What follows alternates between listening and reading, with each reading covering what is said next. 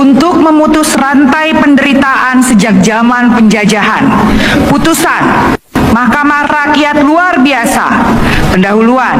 1. Latar belakang mengapa Mahkamah Rakyat luar biasa. Tindakan pembangkangan konstitusi oleh rezim Jokowi secara sistematis terus terjadi di tengah situasi state capture. Tindakan demikian telah mengakibatkan pelanggaran hak-hak konstitusional warga. Rakyat kehilangan kendali atas negara, pertanggungjawaban menjadi kabur.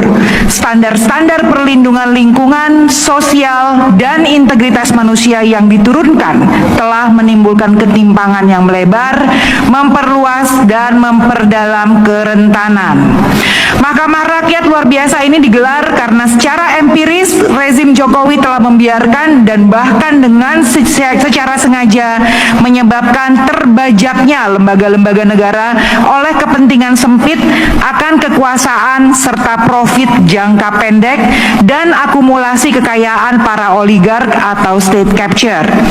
Terbajaknya lembaga-lembaga negara tersebut pada akhirnya menghasilkan berbagai kebijakan yang secara langsung atau tidak langsung telah melanggar hak-hak konstitusional rakyat sebagaimana dijamin dalam Konstitusi Republik Indonesia. Tidak hanya itu, pengambilan kebijakan dilakukan secara ugal-ugalan di ruang-ruang tertutup tanpa partisipasi warga negara. Protes tidak didengar, bahkan direspon dengan represi dan kriminalisasi. Dari seluruh Indonesia menyatakan sikap. Negara ini tidak boleh dikorbankan demi kepentingan kelompok atau pelanggengan kekuasaan keluarga. Sesuai muka 5 Undang-Undang Dasar 45, negara Indonesia berdiri agar setiap rakyatnya hidup merdeka, bersatu, berdaulat, adil, dan makmur. Dan pemerintah negara dibentuk demi mencapai tujuan itu. Berdasarkan prinsip ini, kepada segenap pemangku jabatan negara dan aparat pemerintah kami serukan. Pertama, ingatlah kembali sumpah jabatan Anda untuk berbakti kepada nusa dan bangsa, serta memenuhi kewajiban Anda seadil-adilnya. Kami meminta Anda berkompas pada hati nurani dan berpegang secara konsekuen pada Pancasila, dasar filsafat dan fundament moral kita semua. Kedua, kembalikan keluhuran eksistensi Indonesia dengan menghormati nilai-nilai politik yang diwariskan Bapak pendiri bangsa kita, bukan malah merusaknya lewat berbagai pelanggaran konstitusional dan akal-akalan undang-undang yang menabrak etika berbangsa dan bernegara. Hentikan penyalahgunaan sumber daya negara untuk kepentingan pelanggengan kekuasaan. Selain kepada hukum dan prinsip demokrasi, ini UGM sudah ditekuk-tekuk lah ibaratnya oleh Jokowi ya, udah dibelok-belokkan sedemikian rupa untuk menuruti hasratnya agar kebohongannya terus berlanjut. Demikian juga Polri atau kepolisian di Indonesia juga sudah benar-benar mengikuti apa mau Jokowi ya. Bahkan ini viral lagi ini di media sosial bagaimana Kapolrinya sampai salim begitu ya, cium tangan kepada Pak Jokowi, menunjukkan betapa bahwa sebenarnya kita ini tidak punya kepolisian sebenarnya, nggak punya Polri, karena Polri itu punya Jokowi ya. Orang Indonesia sebenarnya tidak punya polisi, karena yang punya polisi adalah Pak Jokowi. Semuanya hanya untuk menuruti kemauan atau kepentingan penguasa, sehingga ini yang menyebabkan publik tetap tidak percaya meskipun Bareskrim sudah mengeluarkan rilisnya hasil uji forensik dari Puslap 4 Polri. Namun apa daya, publik tetap tidak percaya ya. Jadi ini UGM sudah dikeluarkan, Polri juga sudah dikeluarkan amunisinya begitu ya, tapi tidak berhasil untuk menutupi kebohongan besar ini. Apalagi Polri ya, publik sudah terlanjur tidak percaya karena kasus-kasus sebelumnya semuanya juga dipenuhi oleh rekayasa dan kebohongan. Contohnya kebohongan-kebohongan yang konyol begitu ya, sering disaksikan ya, dipertontonkan begitu saja oleh pihak kepolisian. Contohnya kasus Sambo ya, kita tahu bagaimana itu CCTV dihilangkan, kemudian skenarionya jadi seperti tidak masuk akal begitu ya, ada ajudan mau memperkosa bosnya gitu ya, dan lain sebagainya, sampai menjadi tontonan publik sekian lama, berbulan-bulan ya, akhirnya sedikit demi sedikit hukum mati Jokowi. Persatuan Pemuda Nusantara apa gitu melaporkan 4 sahabat kita ini ya, Dr. Tifa, Dr. Roy, Dr. Rismon, dan Kang Rizal Fadila. Saya bilang, saya wawancara lewat telepon dengan Ahmad Masyududin di channel saya, dan beliau bilang dengan pelaporan oleh orang-orang yang bukan yang bersangkutan menunjukkan 3 hal. 1, Joko Widodo pengecut. Kalau dia berani, dia harus datang sendiri. Walaupun mungkin sudah dapat bisikan dari tim pengacaranya, Pak, kalau Bapak datang, Bapak mesti bawa ijazahnya loh. Karena apa? Karena 4 orang ini kan bohong, memfitnah. Mosok ijazah saya dibilang palsu, ini buktinya saya punya. Jadi dia nggak berani tuh pengecut tuh. Yang kedua, Ahmad Masyududin bilang bahwa Jokowi tidak punya harga diri. Kenapa? Karena dia menyuruh orang lain, yang kita tahu bahwa orang-orang itu adalah dapat receh-receh, ya kan? Lu nuduh, fitnah, gua nggak nuduh, gua nggak fitnah, gua cuma bilang lu pasti terima. Nah, beda lagi ya. Jadi dia tidak punya harga diri. Dan yang paling bikin kita marah yang ketiga, dia pemecah belah, ya. Lawan nanti pecah belah anak bangsa oleh Jokowi. Dia memecah belah karena dengan orang lain melaporkan, maka kita berkelahi dengan orang itu. Dengan dia orang lain melaporkan, maka kita berhadapan dengan polisi. Kemarin acara lebih halal Masyumi, Ketua Dewan Syuro Masyumi, Dr. Abdullah Yahmahwa mengusulkan agar polisi dibubarkan. Polisi dibubarkan. Karena dia berkali-kali secara institusi terlibat dalam berbagai macam kejahatan. Semua kejahatan sudah dilakukan oleh polisi.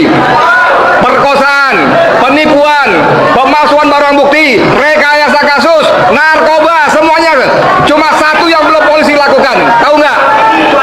Cuma satu yang belum polisi lakukan, yaitu nembak kepala Kapolri. Itu yang belum lakukan. Semuanya sudah. Nah, tanya Bung Rismono, dia punya data si Mukti. Ya, halo teman-teman, kembali lagi bersama saya di channel ini. Kita sudah menyaksikan teman-teman cuplikan video yang sangat menarik. Dan tentunya teman-teman, sebelum kita bedah lebih dalam isu panas hari ini, jangan lupa untuk berikan komentar kalian dan subscribe channel ini agar teman-teman tidak ketinggalan informasi menarik yang kita sampaikan.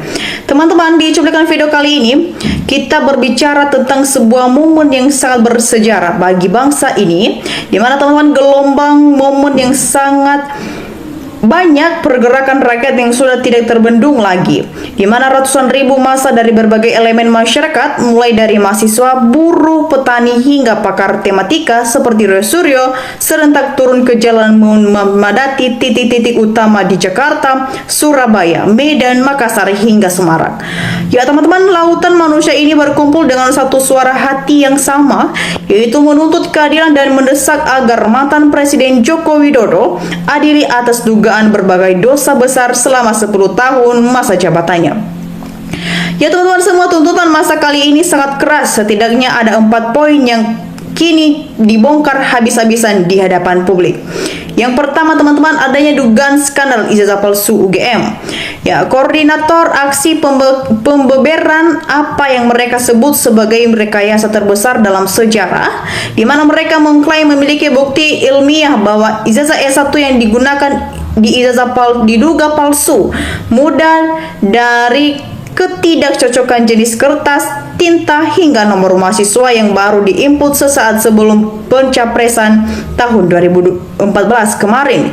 Ya, di mana teman-teman Roy Suryo bahkan menantang keras dari atas mobil komando agar ijazah asli tersebut segera ditunjukkan secara transparan ke publik. Selanjutnya teman-teman, yang menjadi habis-habisan yang dibocorkan di demo kali ini, yang kedua adanya korupsi raksasa dan lonjakan utang negara.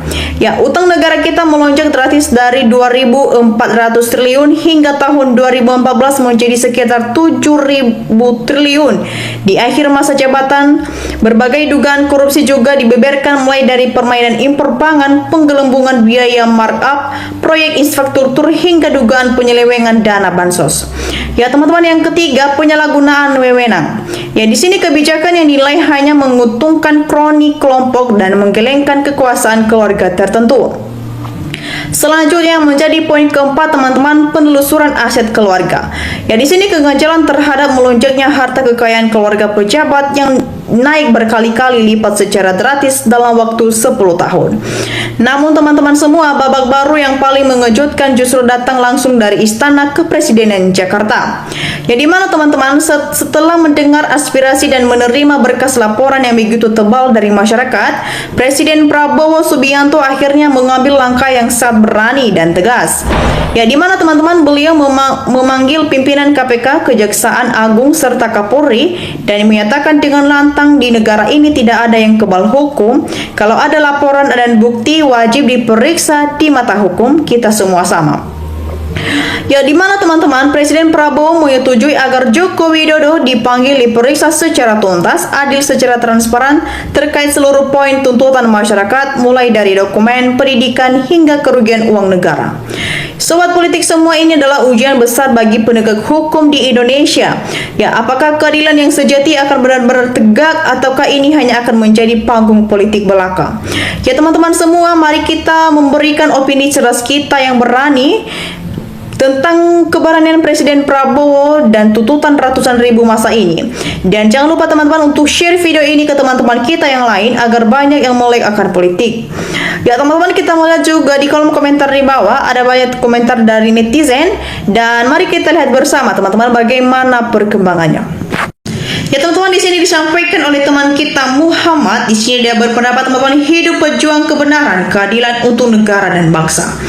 Teman-teman, kita lanjut. Mardiwansyah memberikan tanggapannya, semoga Allah memberi perlindungan dengan anak di sana, hati-hati anak. Ya teman-teman, selanjutnya di sini sampaikan berita SL. Di sini dia berpendapat semoga yang memperjuangkan keadilan mendapatkan perlindungan dan keselamatan. Teman-teman, Dadan juga memberikan tanggapannya, Sisito Stio Sigit juga dan jajarannya harus diadili, jangan sampai lolos. Ya teman-teman, kita lanjut. Di sini juga teman kita Syarif Husin, di sini dia berpendapat jika Prabowo bungkam saja artinya ia takut melindungi Jokowi, ikut melindungi Jokowi, makzulkan satu paket. Ya teman-teman, Rian Gamal memberikan juga tanggapan yang luar biasa. Di sini dia berpendapat selama Prabowo jadi presiden jangan berharap bisa menangkap dan mengadili Jokowi, juga menurunkan si Gibran. Untuk itu makzulkan dulu Prabowo dan Gibran, ganti dengan orang pemimpin yang amanah. Ya teman-teman, kita lanjut. Di sini juga teman kita Nurmila Sari memberikan tanggapannya, kalau Jokowi sudah terbukti salah tentang ijazah palsu dan korupsi kemudian tidak bisa diadili, bahkan ditangkap dan dipenjara, berarti Presiden Prabowo yang wajib diturunkan sebagai tidak mampu mengolah dan mengatur negara. Ini warga tidak pernah membayangkan seiring waktu kalau Jokowi tidak tumbang maka Prabowo yang tumbang, cuman Prabowo tidak sadar. Ya teman-teman, kita lanjut. Darmasci memberikan tanggapannya, viralkan video ini supaya seluruh rakyat mengetahui yang sebenarnya rakyat ingin Jokowi diadili, dipenjarakan karena segudang kasus besar dan terbukti ayah presiden rakyat geruduk rumah Jokowi supaya Jokowi mampus. Teman-teman, kita lanjut. Di sini juga teman kita Pak Waniwan memberikan tanggapannya, betul itu kata hati rakyat, tidak ada yang salah. Yang membela Jokowi dan Gibran hanyalah mencari makan yang sebatas lehat saja. Ya teman-teman, kita lanjut. Di sini juga teman kita Ya, di sini juga teman kita Jaya Latulisi. Di sini dia berpendapat teman-teman, bismillah, ayo saudaraku sebangsa dan setanah air, maju terus pantang mundur. Kezaliman dan kebohongan pasti kalah dengan kebenaran. Ayo saudaraku semua, siapapun yang melindungi Mulyono tangkap dan adili. Takbir, Allahu Akbar, Allahu Akbar. Ya teman-teman, kita lanjut. Di sini juga teman kita Janot memberikan tanggapannya, reaksi wajar rakyat sudah muak dan lelah melihat ketidakadilan di negeri negeri ini, saatnya mereka bangkit dan menurunkan tirani yang menindas rakyat.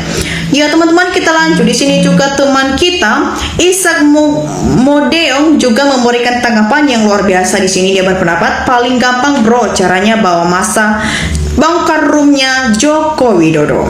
Ya teman-teman, kita lanjut. Di sini juga teman kita Muslim memberikan tanggapannya partai apa yang mengusung si Jokowi tersebut, mulai dari jadi wali kota Solo, gubernur DKI, dan terakhir jadi presiden 2 periode. Mereka juga harus bertanggung jawab atas kerusakan-kerusakan yang diperbuat oleh Bapak Joko Widodo tersebut.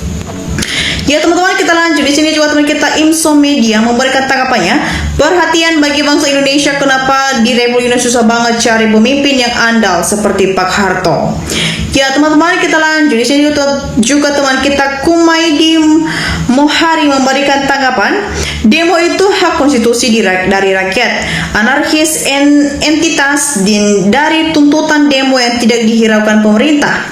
Jika banyak tindakan pemerintah yang bertentangan dengan logika, hukum demo tidak akan berhenti. Ya teman-teman, bagaimana tanggapan kalian mengenai kesaksian kita terhadap demo yang sudah baru saja kita saksikan bersama?